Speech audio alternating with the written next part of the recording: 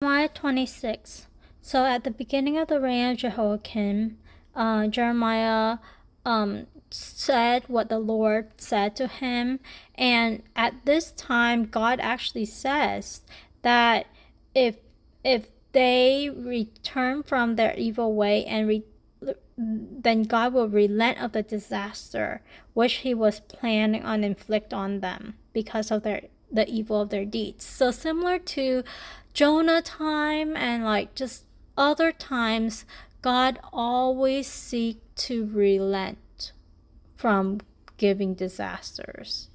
He's trying to find an excuse to not punish. It's kind of like my being a parent, like my children are like just bad, and then I just find reasons not to punish them.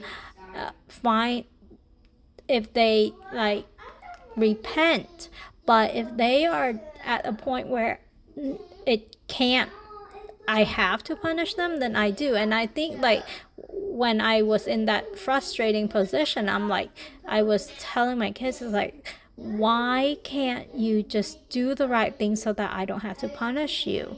Like, why don't you listen and go against the warnings that I already clearly gave? And so when I said that, I'm like, oh my goodness, that's pretty much like what God is doing throughout the whole Bible.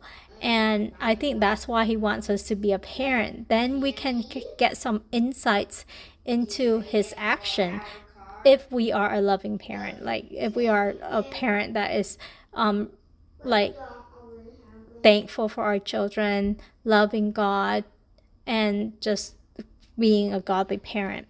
And so again, the heart of God is not to punish, but it is to restore, but he will punish if he need to.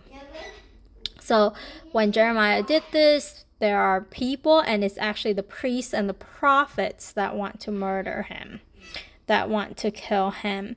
But then there are certain leaders, the officials, then they said, the officials and the people is like, no, don't do it, because they know the history. There were Micah who prophesied in the day of Hezekiah similarly, but then God relented of the disaster. And then there is the Uriah. I don't know him. He prophesies the city and the land, and I'm not sure what happened, if the people were spared, but what happened was that Uriah got killed. And I don't know if the people were spared or if Uriah said was a man from God. I don't know. But we do know that they know their history, that Micah was spared, and God relented. And so Jeremiah is saying the same thing, and they don't want to kill him. So there is this person, Ahikam, and so God used this person so that Jeremiah was not handed over to the people to put him to death.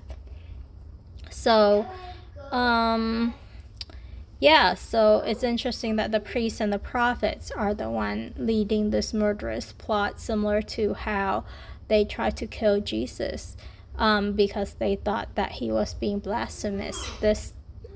I think they were trying to kill Jeremiah because they didn't like what they were hearing, and that they thought that they knew what the word of the Lord was, and that Jeremiah is saying falsehood and trying to like diminish their authority. For whatever reason it may be, but this is what I thought about when I read this chapter.